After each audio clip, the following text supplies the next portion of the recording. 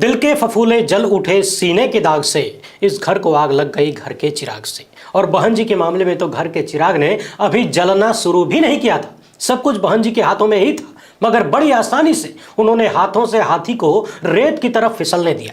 अब तक बात हो रही थी कि यदि बहन जी इंडिया गठबंधन में शामिल नहीं होंगी तो 2024 के चुनाव में शून्य पर सिमट जाएंगी, लेकिन चुनाव तो बहुत दूर की बात है। चुनाव की घोषणा से पहले ही बहन जी शून्य होती हुई दिख रही हैं, मगर इस शून्य के साथ साथ एक नई कहानी निकल पड़ी है जो कह रही है कि किसी भी क्षण किसी भी वक्त बहन जी इंडिया गठबंधन में शामिल हो सकती है, क्योंकि आज बहन जी के सामने ऐसी मजबूरी आ गई है कि और कोई रास्ता ही नहीं बचा है। क्या है वो मजबूरी और कैसे देश की जनता ने बड़े बड़ों को झुकने पर मजबूर किया है, बेहद आसान भाषा में आपको बताएंगे। इसके साथ ही मोदी के कारनामों से दुनिया में जो डंका बज रहा है उस डंके से भी पर्दा उठाएंगे। जी हां, साहब के कारनामों की चर्चा ब्रिटिश संसद में हो रही है और अभी तो किसान दिल्ली पहुंचे भी नहीं कि साहब डर डर के कदम पीछे लेने लगे हैं। तो साहब के डर की वो तस्वीर भी दिखाएंगे, बात यह भी करेंगे कि किसने दी है केजरीवाल को धमकी और धमकी कितनी खतरनाक है। इसके अलावा और भी बेहद महत्वपूर्ण मामले हैं जिन पर चर्चा होगी, मगर उससे पहले आप सभी से अनुरोध है कि यदि आप में पहली बार देख रहे हैं तो फेसबुक पर हमारे पेज को फॉलो और लाइक कर लीजिए,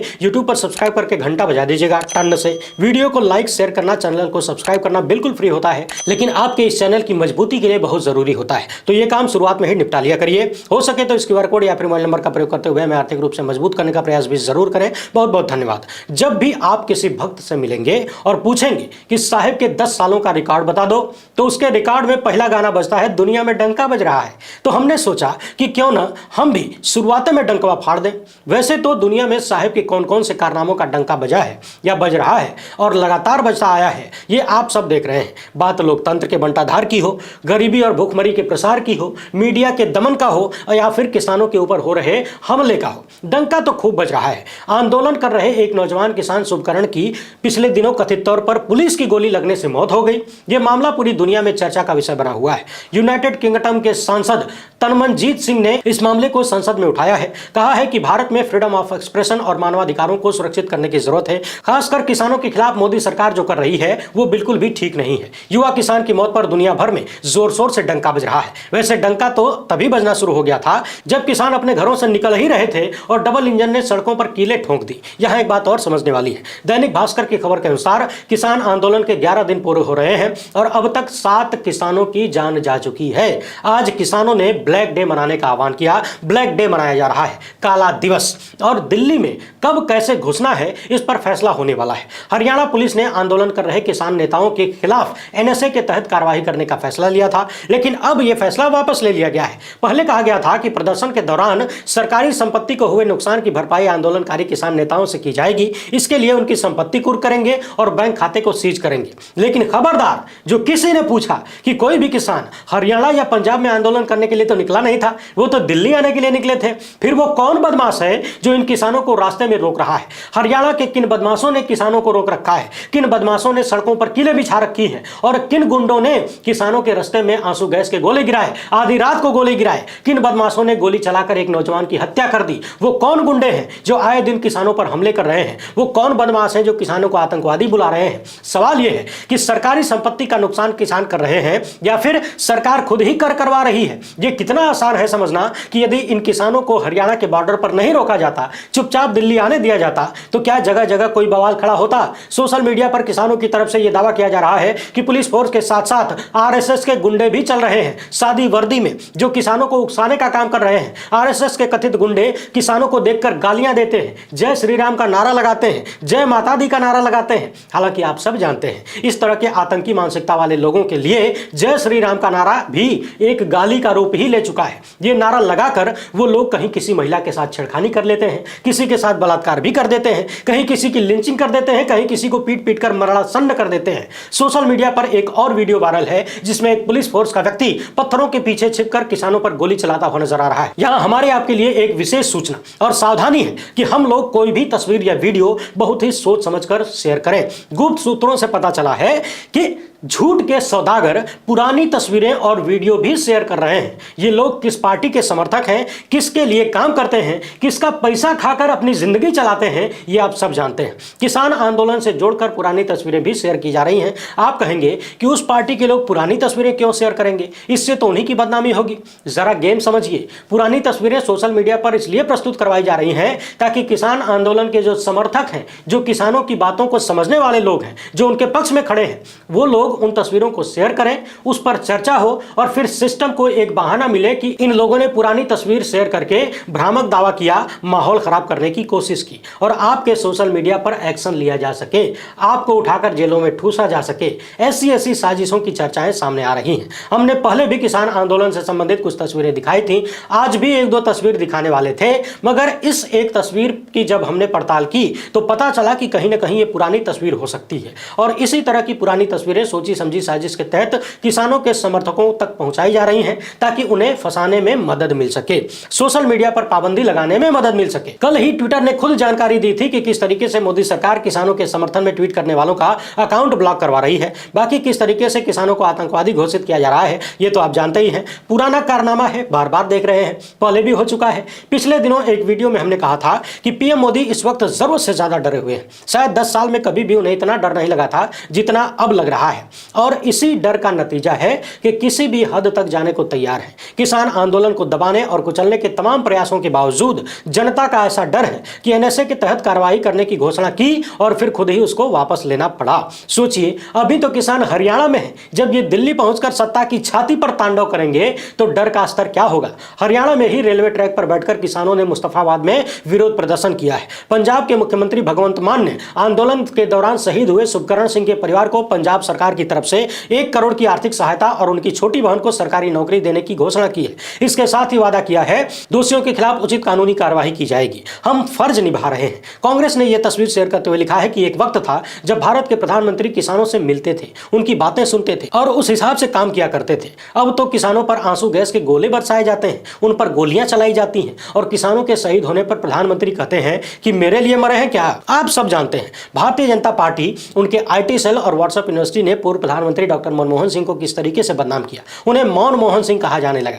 लेकिन अब लोगों के बीच चर्चा है कि भले ही डॉक्टर साहब बहुत कम बोला करते थे, यानी बकवास नहीं करते थे, काम की बात बोलते थे, पत्रकारों से बात करते थे, उनके सवालों का जवाब देते थे, पत्रकारों के सामने मुंहचोर नहीं बनते थे, मीडिया से डरते नहीं थे, मीडिया को गुलाम नहीं बनाते थे। वैसे भी काम करने वाला काम करता है, बकवास नहीं करता। इसके अलावा भले ही मनमोहन सिंह ने कम बोला, लेकिन उन्होंने देश से झूठ नहीं बोला, देश को बरगलाया नहीं, देश को टोपी नहीं पहनाई। उन्होंने किसानों से वादा करके आंदोलन खत्म नहीं कराया और फिर वादा खिलाफी नहीं की। डॉक्टर मनमोहन सिंह भी 10 साल इस देश के प्रधानमंत्री रहे। आप सबके पास मोबाइल फोन है, इंटरनेट है, ढूंढ मारिए मनमोहन सिंह ने कितने झूठ बोले और फिर प्रधानमंत्री मोदी का भी ढूंढ मारिए। हालांकि उनका ढूंढने की जरूरत नहीं है, कोई भी आदमी खड़े होकर 10, 20, 50 तो झूठ तो ऐसे जबानी रूप से गिनवा सकता है। मगर चूंकि 10 साल पहले स्थिति यह थी कि रामदेव जैसे तथाकथित बाबा और अन्ना जैसे नकली क्रांतिकारी झूठ के दम पर देश की जनता को मूर्ख बना सकते थे और देश का मीडिया दिन रात प्रधानमंत्री को ललकार सकता था। आज स्थिति उलट गई है। देश का मीडिया सत्ता की जय जयकार करता है और सारे क्रांतिकारी समाधि ले चुके हैं।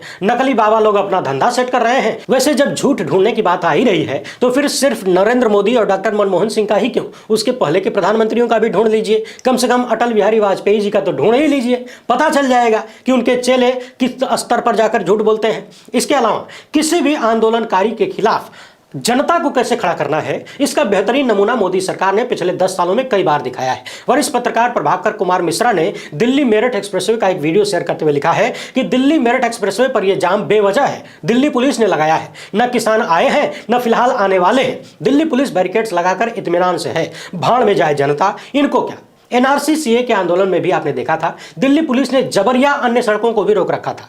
पिछले किसान आंदोलन में भी आपने देखा था किसान एक सड़क पर एक तरफ बैठते थे लेकिन दूसरी सड़क को भी पुलिस ने बंद कर रखा था। आरोप लगता था कि पुलिस सारी सड़कों को इसलिए बंद करती है ताकि जनता परेशान हो और जनता के मन में किसानों के खिलाफ गुस्सा पनपे और उस गुस्से को सत्ता किसानों के खिलाफ प्रयोग कर सके। लगातार कोशिश यही होती रही है कि जनता को जनता के खिलाफ खड़ा कर दीजिए, जनता को आपस में भिड़ा दीजिए और सरकार बैठकर आनंद लेती मिलती रहेगी। बाकी देश के किसान टेंशन बिल्कुल न लें। सबसे बड़े किसान नेताओं में से एक चौधरी चरण सिंह जी को भारत रत्न दे दिया गया है। किसानों के लिए एमएसपी की गारंटी तथा अन्य बातों को लेकर अपनी राय देने वाले स्वामीनाथन जी को भी भारत रत्न दे दिया गया है। अब तो किसानों की कोई समस्या नहीं बची, और यदि बची हो तो भैया जयंत चौधरी भी तो भाजपा में जाने वाले हैं। अब जैसे ही जयंत चौधरी नरेंद्र मोदी के चरणों में झुकेंगे, किसानों को एमएसपी मिल जाएगा, सारी समस्या दूर। आइए अब बहन जी की चर्चा कर लेते हैं, मगर उससे पहले एक दो तस्वीरें और देख लीजिए। उत्तर प्रदेश में हाल ही में यूपी पुलिस की परीक्षा हुई, आरोप लगा कि पेपर लीक हो गया। इस पेपर लीक की कुछ तस्वीरें गोदी मीडिया भी दिखा रहा है, जमकर दिखा रहा है। बड़े बड़े लपड़ झंडी से उस पर चर्चा कर रहे हैं। लोग ये भी कह रहे हैं कि कहीं गोदी मीडिया को 2024 के बाद की सरकार तो नहीं दिखने लगी है, आखिर अचानक से पलटी क्यों मारने लगा है। बहरहाल फिलहाल देखने वाली बात यह है कि कथित रूप से यूपी पुलिस का पेपर आउट हो गया। यूपी के पूर्व मुख्यमंत्री अखिलेश यादव का कहना है कि 50 लाख से ज्यादा नौजवानों ने परीक्षा दी, और उसमें से पेपर आउट की वजह से यदि 1 लाख नौजवानों के पूरे आंसर सही हो गए, 100 में से 100 आ गए, तो क्या यह सरकार उनको नौकरी देगी? 1 लाख लोगों को नौकरी देगी? क्योंकि वैकेंसियां तो खाली 60,000 के आसपास है। आप में से बहुत सारे लोगों के भीतर यह सवाल उठ सकता है कि 50 लाख नौजवानों ने परीक्षा दी, यदि इनके परिवार में 5 का औसत भी मानकर चले तो यह संख्या होती है 2.5 करोड़। तो क्या इस पेपर आउट से यूपी के 2.5 करोड़ लोग नाराज नहीं हुए होंगे, और आने वाले लोकसभा चुनाव में क्या वो भारतीय जनता पार्टी को वोट देंगे? वैसे तो इसका जवाब चुनाव के बाद ही मिल पाएगा, मगर अब तक की परिस्थितियों को यदि देखा जाए तो देश के नौजवानों और उनके परिवार वालों से ऐसी उम्मीद करना बेईमानी भी होगी, मूर्खता की पराकाष्ठा भी होगी। यदि उन्हें इन चीजों से फर्क पड़ता, पेपर आउट से, परीक्षाओं में भ्रष्टाचार से कोई फर्क पड़ता, तो 60,000 की वैकेंसी में 50 लाख लोग फॉर्म नहीं भरते, और पुलिस की भर्ती 5 साल बाद नहीं आती, हर साल आ रही होती। बहुत पहले ही ये लोग सरकार को मजा चखा चुके होते। लेकिन यहां गेम उल्टा है, सरकार ही समय समय पर उत्तर प्रदेश के युवाओं को मजा चखाती है, कभी लाठी मारकर, कभी जेलों में ठूस कर। अब राम राज्य का ही एक और विश्वस्तरीय कारनामा देख लीजिए। यहां गवर्नमेंट कॉलेज में एलटी ग्रेड पर चयनित हुए 914 अभ्यर्थी फाइनल रिजल्ट आने के 8 महीने बाद भी नियुक्ति के लिए इंतजार कर रहे हैं, यहां वहां भटक रहे हैं, कोई पूछने वाला नहीं है। यानी विद्यालयों में शिक्षक नहीं है, और चुने हुए शिक्षकों को विद्यालयों में पहुंचाने के लिए सरकार के पास टाइम नहीं है। सरकार के अधिकारियों के पास इतना समय नहीं है कि नौकरी मिलने के बाद भी इन लोगों को नियुक्ति दे सके। और वैसे भी यूपी की सरकार और वहां के अधिकारियों को समय मिलेगा कहां से? मंदिर का कार्यक्रम भी तो देखना है, आए दिन नेताओं का आवागमन भी तो देखना है। कभी इस राज्य के तमाम भाजपाई सांसद और विधायक जाकर मंदिर में माथा टेकते हैं, सीढ़ी पे बैठ के फोटो खिंचवाते हैं, कभी फलनवा राज्य के, कभी ढिमकनवा राज्य के। तो इन माननीयों की व्यवस्था भी तो उन्हीं अधिकारियों को देखनी है। पहले माननीय को मंदिर का दर्शन करवाएं, या फिर बेरोजगारों को नौकरी दें। चले आते हैं आलतू फालतू बेरोजगार कहीं के। अभी यूपी पुलिस को पता चल जाएगा तो जहां जो मिलेगा वहीं लाठी मार मार के रोजगार और नियुक्ति दे देंगे, धकाधक नियुक्ति मिल जाएगी। जैसे प्राइमरी के शिक्षकों को धकाधक मिलती आई है, ठीक उसी तर्ज पर उधर उत्तर प्रदेश में जैसे ही समाजवादी पार्टी और कांग्रेस के बीच सीट शेयरिंग फाइनल हो गई, वहां का पूरा माहौल गर्मा चुका है। एक तरफ चर्चा चलने लगी है कि अब अखिलेश यादव और समाजवादी पार्टी के नेता जांच एजेंसियों के निशाने पर आ सकते हैं, कुछ लोग तो जेल तक की बात कर रहे हैं, कुछ भी किया जा सकता है। और दूसरी तरफ चर्चा में है बहन जी। अब तक ये बात हो रही थी कि बहन जी यदि अकेले चुनाव में जाएंगी तो 0 सीट पर सिमट जाएंगी, लेकिन इस बार बहन जी को 0 पर सिमटने के लिए शायद चुनाव की जरूरत भी न पड़े, क्योंकि खबरें आ रही हैं कि उनके 4 सांसद बीजेपी में जा रहे हैं, 3 कांग्रेस में और 3 समाजवादी पार्टी में।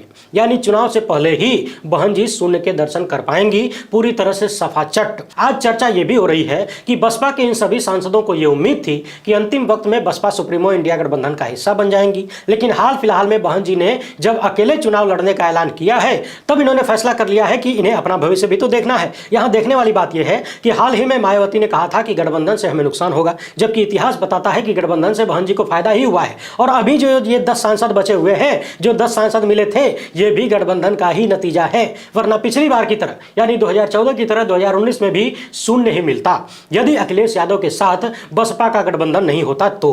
और इस बार तो जनता के बीच माहौल ऐसा है कि कोई भी पार्टी जो इंडिया गठबंधन के साथ नहीं है, जनता उसे भाजपा का सहयोगी मानकर चल रही है। ऐसी चर्चाएं सामने आ रही हैं। लोगों ने साफ साफ रास्ता बना लिया है, या तो इस पार या तो उस पार। बहन जी का वोट शेयर भी लगातार घटता जा रहा है। यूपी विधानसभा चुनाव के दौरान जब हम जमीन पर उतर के गांव गांव जाकर दलित बस्तियों बस्तियों में लोगों से बातचीत करते थे तो वहां से भी ये इशारा मिला कि बड़ी संख्या में राशन की लालच में वोट बसपा से भाजपा की तरफ जा रहा था, थोड़ा बहुत सपा में भी जा रहा था। मगर इस बार की कहानी राशन से ऊपर उठ चुकी है, क्योंकि 5 किलो राशन 5 दिन से ज्यादा चलता नहीं है और राशन में भी नून तेल लकड़ी की जरूरत पड़ती है और नून तेल लकड़ी जुटाने की व्यवस्था रोजगार से होती है। रोजगार के लाले पड़े हैं, सरकारी नौकरी तो सपना है, प्राइवेट अधूरा सपना है और मनरेगा में काम करने के बाद भी सालों साल पैसा नहीं मिलता, जैसे पश्चिम बंगाल में नहीं मिल रहा है। लगातार सवाल उठ रहा है कि तृणमूल कांग्रेस से अपनी अदावत के चलते केंद्र सरकार पश्चिम बंगाल के मनरेगा मजदूरों का पैसा नहीं दे रही है, यानी रोजगार का ठन गोपाल हर तरफ है और उत्तर प्रदेश तो हमेशा आगे ही रहता है ऐसी चीजों में,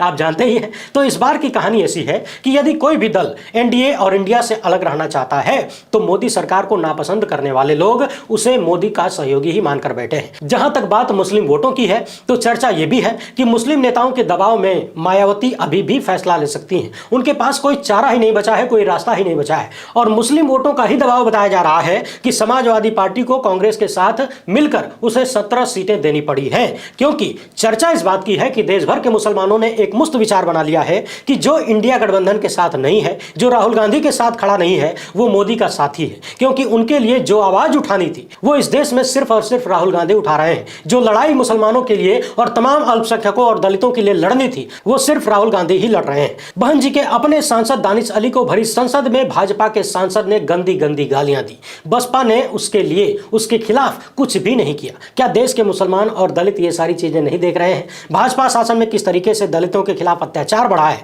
क्या दलित समाज ये सब कुछ नहीं देख पा रहा है? किस तरीके से आए दिन आदिवासियों के मुंह पर पेशाब किया जाता है, उन्हें पीड़ प्रताड़ित किया जाता है, क्या आदिवासी ये नहीं देख रहे हैं? तो फिलहाल मामला ये हो चुका है कि किसानों की पहचान लिए जयंत चौधरी की पार्टी के पलटी मारने से जितने किसान भाजपा के साथ चले जाएंगे उतना ही फर्क बहन जी के अलग चुनाव लड़ने से पड़ने वाला है। अब लोगों की जेब और पेट पर संकट आ चुका है, अधिकारों का संकट आ चुका है और चर्चा इस बात की है कि अंतिम समय में यानी जब ईडी और सीबीआई के छापों का डर समाप्त हो जाएगा तब बहन जी आखिरी फैसला लेंगी, क्योंकि अब ये वक्त उन्हें अपना अस्तित्व बनाए रखने का है, यानी अपनी पहचान बचाने का है। बसपा के नेताओं और दलित तथा मुस्लिम वोटों का ऐसा दबाव बनने जा रहा है जो बहन जी को मजबूर करेगा इंडिया गठबंधन में आने के लिए। उधर आम आदमी पार्टी की तरफ से यह आरोप लगाया गया है कि अरविंद केजरीवाल को धमकी दी गई है, या तो 3-4 दिन के भीतर इंडिया गठबंधन छोड़ दो या फिर सीबीआई और ईडी मिलकर तुमको गिरफ्तार कर लेंगी। यानी अब तक जितनी भी तोड़फोड़ हो रहे थे उन सब में डर और लालच का प्रयोग किया गया है। लेकिन बहुत सारे जानकार अभी भी ये मानते हैं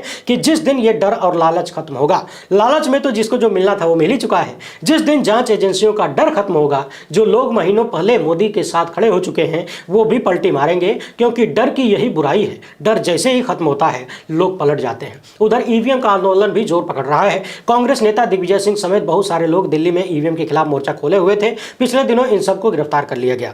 देश भर में चुनावी प्रक्रिया को लेकर बहुत सारे सवाल उठ रहे हैं और विपक्षी पार्टियों को किस तरीके से आर्थिक रूप से कंगाल करने की अनैतिक और असंवैधानिक कोशिश हो रही है ये भी आप सब देख रहे हैं। लेकिन टेंशन मत लीजिए, कोई माई का लाल हमें विश्वगुरु बनने से रोक नहीं सकता। वीडियो पसंद आई हो तो लाइक और शेयर जरूर करें। पहली बार देख रहे हैं तो चैनल को सब्सक्राइब कर लीजिए। हमसे जुड़ने के लिए बहुत बहुत धन्यवाद। जय हिंद।